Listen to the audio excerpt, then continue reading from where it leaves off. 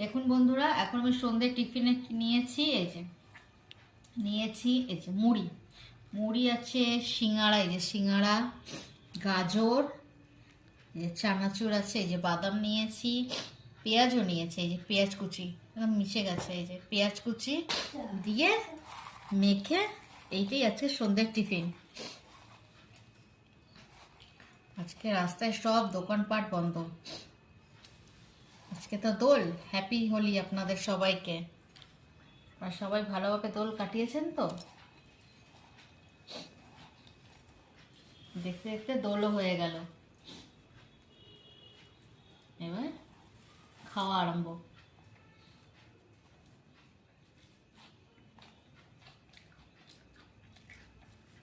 মুড়ি খেললেই প্রথমে একটু পড়ে যায়, কি বলবো না। একটু গাজর দিয়েছি আজকে, এই যে গাজর। রোজ তো পেঁয়াজ দিয়ে করি, এই যে পেঁয়াজও আছে, আজকে ভাবলাম একটু গাজর দিই। গাজর দিয়ে ভালোই লাগছে।